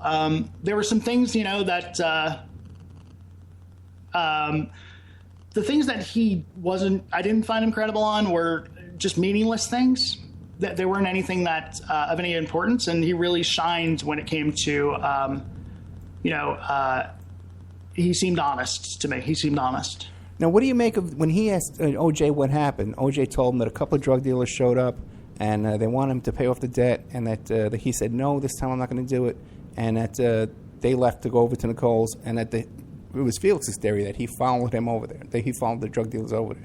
But, I found that interesting, but I tend to think that, if you've been called and everyone thinks that you've murdered these people for 20 years, I tend to wonder if, he just has resigned himself to, telling stories instead of and I tend to think the timeline doesn't provide the time for him to be at the scene at all. Well, not to be at the scene and spend 10 minutes stabbing people, but to get there, jump out of his car and say, oh, what the hell, let me get out of here, And then he knew. There's the Bill Deere suggestion that, Mr. Simpson's son, Jason, did the killings. And then after the killings, he got OJ to come over to the house, but come to the scene. But again, the timeline, it doesn't make that possible to happen. There's not enough time for Jason to be the killer, because we know that Goldman arrived at about 10:31. The time isn't there for Jason to kill those people and then call his dad and have his dad come over and then have his dad get back by 10:55. Okay, what about this theory? What if Jason shows up with the two drug dealers, say, Dad, well, Mom owes these guys money, I was part of the deal. How do they know each other? What do you mean? How does Jason and the drug dealers know each other? Oh, because Jason could have been part of the drug deal. Or OJ could have been part of the drug deal. So, see, one of my theories is the reason why Weitzman backed out is because he was aware of who these drug dealers were as well. He was representing all of them. I mean, it's possible. It's possible. There are a lot of fascinating theories that I like. I just try to stick to. One thing you got to look at, if you go way back to Cindy Garvey, who was a witness in this thing. And OJ says, I don't know, what the hell is Cindy Garvey doing as a witness? And she doesn't know me.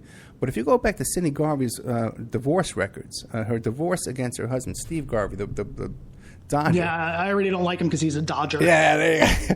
But the thing is she says they were all dealing drugs. Steve Garvey, she mentions Bruce Jenner, and she mentions O.J. Simpson, that they're all a bunch of drug dealers and drug smugglers. And that's Steve Garvey's first marriage. His current wife, Cindy Garvey, she testified at the trial, and she's been with Garvey since that divorce where, yes, that was said his first wife did say those things. But, you know, y'all, if you want to talk about people's stories and stuff, you have Denise Brown adamantly telling the New York Times that Nicole was not a battered woman, and she was a strong woman, and that the abuse never happened in the week after the murder. She's made those statements on the record. Yeah, right. And Denise Brown has her own history of all kinds of nonsense with her phony charity, you know. Let me ask you, what does it tell you about a media that spends countless hours covering, quote unquote, the trial of the century and this one piece of enormous evidence that was made such a big deal of? They've never disseminated to the public. As I share in the film, there's none of the three networks aired the tapes verbatim. They were played on CNN, E, and Court TV live, but they've never been rebroadcast since. None of the 6 leading U.S. newspapers, the 6 most popular U.S. newspapers, published a complete transcript of the Fuhrman tapes. And to this day, they've never been disseminated to the public. And up until I went about getting them, they have never been available to the public on the internet. Only excerpts have. Well, not only that, but they're described as, well, Fuhrman said the N-word. He used the N-word, and that's why he was convicted. But he's talking... The race card and the N-word are how people know the Fuhrman tapes. But the harsh reality is that the Fuhrman tapes are about issues that are vividly occurring in our country today. Police brutality, police misconduct, excessive force, profiling of suspects, the chokeholds, and many other things that you see on the news every day. I believe that the media had an opportunity with the Fuhrman tapes. They had an engaged audience of millions of people, and they could have really confronted these issues, these uncomfortable issues that are well displayed by the Fuhrman tapes, and they chose not to. And here we are over 20 years later, and we're still seeing these same issues occur and the same divisions hold up.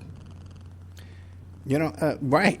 And he's talking about specific incidences that we know really happened. Where he talks about his partners, 2 cops were ambushed, and he was the first guy on the scene. They kicked the door and they beat the crap out of people. The victims of those beatings exist, and they're shown on TV. They're talking about it. Alberto Morales was one of the victims of the beatings. This is in the Hollenbach division of the LAPD. This horrific scene, you know, there's been no justice for those victims who were actually innocent guys. They weren't the ones who shot that police officer in that division. They were just chosen by Fuhrman and the other officers as good candidates to beat up. Right, and he also talked about planting evidence on people, pulling people over for no reason. The case of Joseph Britton, he was a African-American male who he was robbing an ATM at the time, and he was chased and shot by police, namely Mark Fuhrman, and he was convicted of the robbery at the ATM. But Fuhrman is alleged by Mr. Britton's lawyer to have planted the knife on Britton's body after he shot him, of course. And that case, Britton had sued Los Angeles, and right before the Simpson trial started, Mr. Britton was given $100,000 by the city of Los Angeles to settle the case. Again, a well-documented admission by Los Angeles that, yes, these things that are alleged by Mr. Britton happened. There was another thing in your video that I had never seen before, and it was something about Barry Scheck was talking about the picture of Fuhrman pointing at the glove at 4 a.m., but they claim that they didn't find that glove till 7. What is that whole? Clarify that for me. On the night of the crime, they always say Fuhrman wasn't close enough to the evidence, close enough to where the gloves were located to take the gloves and plant it. However, the LAPD photographer, his proofs, his photographer's proofs of photographs, the negatives back before digital photography. Right, because now they can just delete. Yeah, it would show. So if you took a picture in sequences, the picture that you took right before and right after would be you would take the middle picture in between those two. So you couldn't have taken, if you had 4 pictures in a row, you couldn't have taken picture number 2 before picture number 1. Right. It was the way the film worked. And what the defense was able to prove is that the only picture of any person pointing at any evidence in the whole murder book of the LAPD is of Mark Fuhrman pointing to the glove at Bundy. He had the LAPD photographer take that picture, and again, the photographer testified at trial that it occurred at 4:30 in the morning because it was still dark out. And all these cops, about 20 cops, swear up and down that Fuhrman, the picture of Fuhrman pointing at the glove occurred at 7 a.m. after he had been to the Rockingham estate and was coming back to verify it was the glove. However, it was proven by the photographer and the photography, and the pictures before and after the picture of him pointing at the glove are set at night. So it would be impossible for the middle picture to have occurred in daylight if the picture before and picture after occurred at night. Right. So it's proven that they lied about the time that he was pointing at the glove. And there was also another thing too, where he's on a stand and he slips and he says, "I was looking down. I was looking down at the bodies. I was looking down at the glove and I saw them. I could see them down at his feet." Right. Fuhrman testified at the preliminary hearing, referring to how he got close to the glove at the Bundy condominium, and he's talking about Mr. Goldman's body, and he could see them down at his feet. Right. And interestingly enough, a lot of people claim, it was the Capella or it was his beeper. However, if you look at where the evidence was found, the glove was kind of on an island to itself. Because it was a prolonged struggle. It was a fierce struggle because the area that they were, the murders occurred is not a big area. It's it's a few feet by. Yeah, and I've been there. I was in that little area. And it's it's a very tiny space. And looking at the way that the evidence fell and was discovered, it was a fight. There was a hell of a fight that occurred before they went down to death. And it's just, Henry Lee says it's based on the way that the evidence fell, that, his beeper's here, the glasses are there, and, it's a chaos. Yeah, and it's hard to believe one person could do that. It is hard to believe. The other question that a lot of people bring up is why was there no screaming? Why was there no noise? And that's an interesting question that I've never been able to answer. But just returning to the tapes for a second, I would say that we as a society really need to hear the Fuhrman tapes because they'll make you uncomfortable, but they might allow you to understand the un-American manner that some Americans are treated by law enforcement. So now the Fuhrman tapes you have in the video that you're pitching to get marketed. No, not marketed, to discussions with networks to air it, to essentially broadcast this 2-hour documentary, which again, much like the timeline and much like the LAPD interrogation and stuff, it's I don't try to, and I made an effort not to tell the viewer how to think.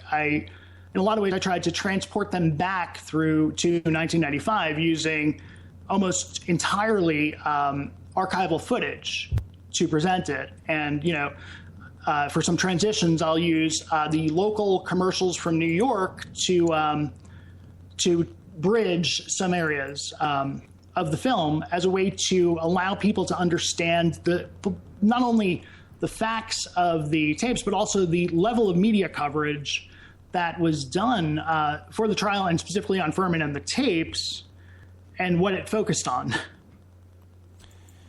Yeah, another interesting thing you bring up is Marge Shot and the bounty hunter, Dog the bounty hunter, and all these people whose careers were destroyed over such minimal little comments, and here you have Fuhrman talking about beating people and this and that over and over and over, using the word over and over, like forget it. But and they should all be around. They don't deserve to live. It's quite curious that and I believe rightly we as a society held Marge Schatz with her racist comments. Held her accountable. Dog the Bounty Hunter held him accountable for his racist comments. Paula Dean, again, good, held her accountable. Donald. One's the Yankee announcer, one's the owner of the Clippers. Which one? John or Donald? Which is the Clippers? Donald. Yeah. Donald Sterling, for his comments in a private conversation, again, he doesn't own an NBA team anymore. He is a pariah.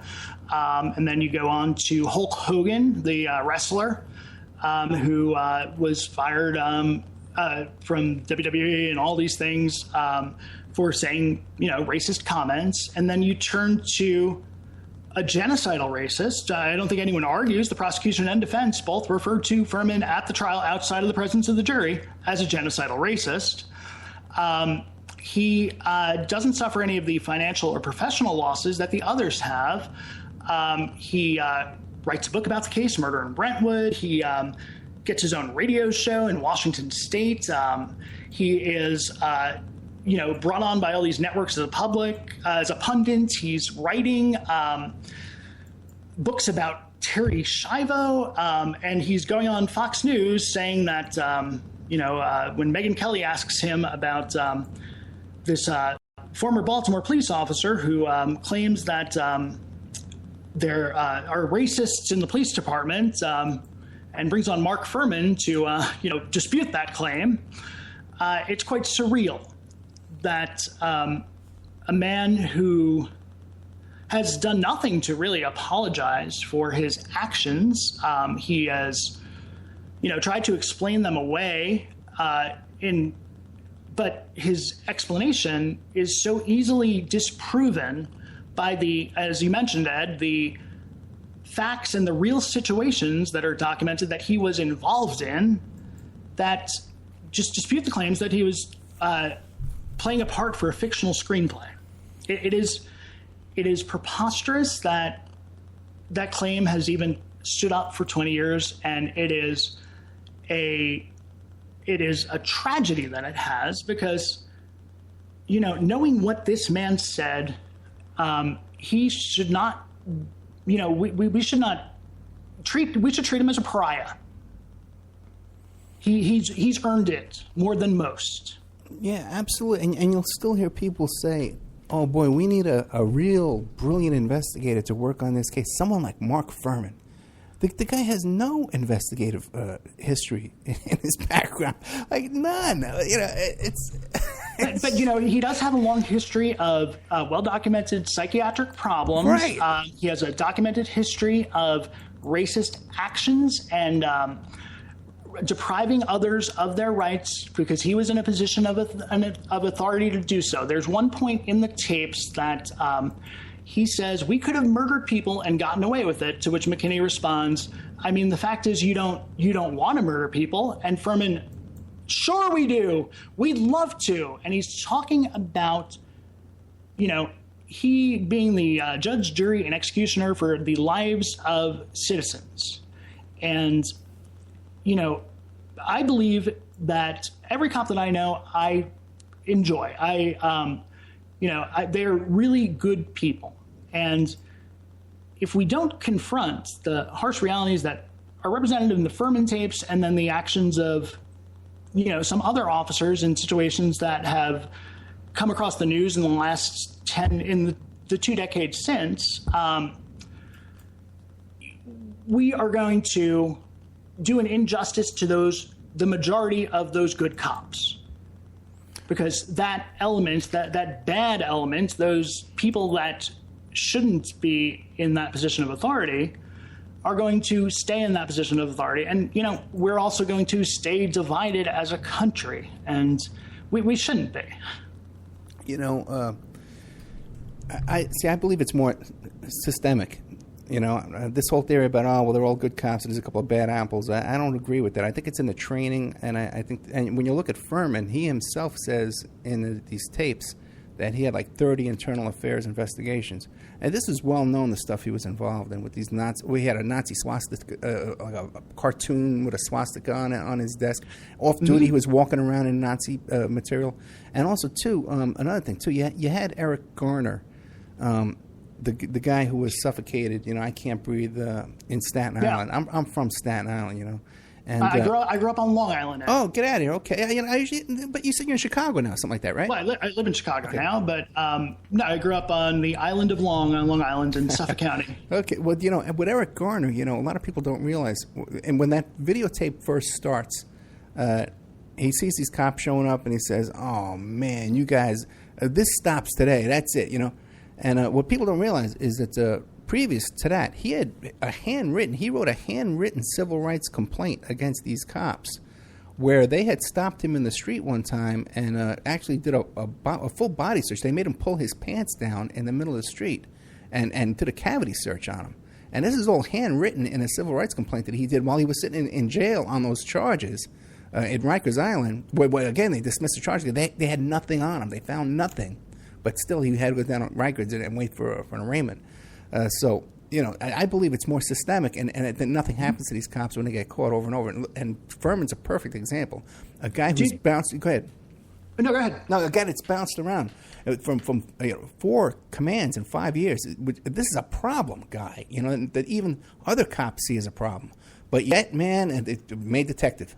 I'd never heard the audio of Mr. Gardner going, "I can't breathe, I can't breathe, I can't breathe," until I was looking at that footage as possible. In the conclusion of the film, I tried to bridge the gap from 1995 to the present day. And one of the things that I try to show is that the same issues that we as a society failed to confront when the Fuhrman tapes came to light, and we just decided to hide those tapes away.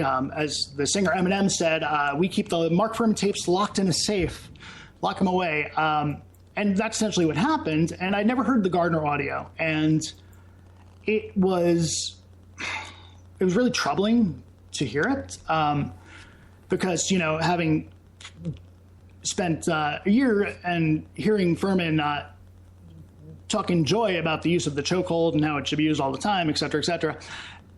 The parallel was just so uncomfortable.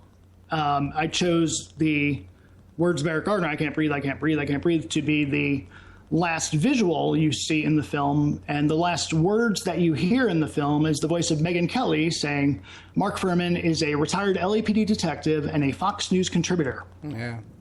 And you keep showing that picture of him and Hannity. I love that. Well, did you see? Oh, yes. I did. I did select all the pictures myself, and I did put some in certain places to highlight some things. Yes, that is true. What about the picture of Fuhrman in blackface? Did you notice that? Oh, yeah. I didn't know what that was. But I saw that picture of the guy in blackface. I didn't make the connection. Dad, look at this. I have a side by side. Yeah. Fuhrman is in 1964 in blackface as a child, and Fuhrman in 1994. He's not wearing blackface, but it's a really uncomfortable thing to. I thought that was some kind of cartoon reference or something. Hey, but no. But real that's quick, an actual picture of Fuhrman from 1964, and it's in a scene in the movie where the only black man that went to school with Fuhrman talked about how everyone there was no one that wouldn't use the N-word. Right. Towards him, because there was only one black guy in that town. Now, but one Daniel thing too. Blue. Yeah, back to the Eric Garner tape. Now, there's an 11-minute tape available on YouTube. You can see, but there is another videotape that's buried. That's 15 minutes long. That Spike Lee has, by the way, and I don't know why he's not publishing it for whatever reason. But if you look at the 11-minute tape that you can find on YouTube, when this guy's dying on the ground and he's not breathing, he stopped talking for a long time. There's a bunch of cops all over him, walking all over him. There's a female supervisor cop who's, again, I think she's black too as well. She's just stepping right over the body like nothing's going on there. This is systemic with what's going on with these police murders of unarmed people. because people in economically impoverished areas are not considered humans by other. I mean, just look simply at the way that we've, as a country, have treated the city of Detroit, the south side of Chicago, and all of these places. We freak out about the 78 American citizens who have been killed by Islamic extremists since 9/11, yet we don't care about the well over 78 that have been killed, innocent civilians have been killed in the south side of Chicago just this year. Yeah. We as a country tend to,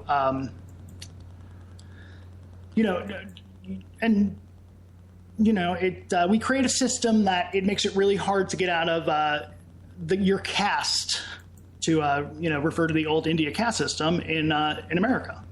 And we should. I really hope that changes someday, but it won't change when we keep hiding things like the Fuhrman tapes. Because, Ed, I think you'll agree that after hearing the Fuhrman tapes, doesn't it validate so many of the voices highlighting the un-American treatment that some Americans are treated by law enforcement that, one might have previously dismissed prior? Yeah, I hear you, man. People got to listen, and it just goes on so long, and it's so it's the same thing over and over, repetitive. This isn't like a slip of the tongue. So this is got Fuhrman's voice hangs himself, and what people need to just again keep in mind is that this screenplay had no racial subplot. Right. It was about sexism, and while Fuhrman does demonstrate his sexism very apparently, if he keeps pushing this his racist language, and proudly declaring these atrocities that he's committed. And again, as you mentioned, Ed, they're well documented. Yeah, right. Yeah, these actually exist. So Brian Heiss, we're out of time, but tell people how they can find you and get a hold of you on all your different YouTube, Twitter, and stuff like that. Sure. You can find me on Vimeo, VIMEO.com/BRIANHEISS, Brian Heiss. And you can find me on Twitter at Brian Heiss, BRIANHEISS, or you can email me at brianheiss@outlook.com. Okay, Brian Heiss, let us know. As soon as that the VERITAS, the Fuhrman tape, as soon as it's available, let us know, and we'll help you promote that too. Thank you, Ed. Thank you so much. I couldn't have enjoyed talking to you more. You are one of the more thoroughly studied researchers on the Simpson case, and it's great that you keep presenting the facts to the public. Oh, there's plenty more to talk about. Yeah, thank you so much, brother. Bye. Okay, there we had Brian Heiss. Excellent stuff, and I really encourage people to go check out. I'm going to put up. Yeah, I'll talk to him first about it first, and see if I can put up the interrogation tapes and that little part, the 3 things that make you go home. I'll put that up in the members section. One more time, I want to remind people about Dave Miller going down to Mexico, to Oaxaca, Mexico.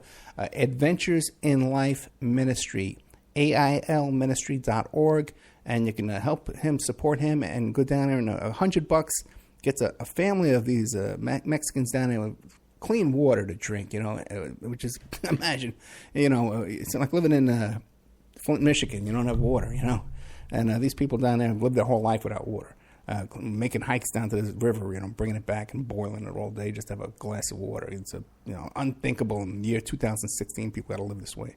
Also to OppermanReport.com. By supporting the show, becoming a member, getting into that member section, all exclusive content, that's how we're able to do this work and reach out and help people and do the stuff we're trying to do for you. So please help us out here, guys. Like I said, with the trip we took to California, I knew when we come back that things were going to be tight. And they're quite a bit more tighter than I thought they were going to be. So please, OppermanReport.com. If you want to send a donation, OppermanReport@gmail.com. We'll take your donations gladly. You want to sponsor the show? You want to be an advertiser? Give me a call, OppermanReport.com or OppermanReport@gmail.com. And I'll send you the rates. It's surprisingly cheap. You wouldn't believe it. Thank you so much. We'll see you next week. And if this is Friday night at 7 p.m., reboot for the live portion of our show, when I will rant and rave and get disgusted. Thank you so much.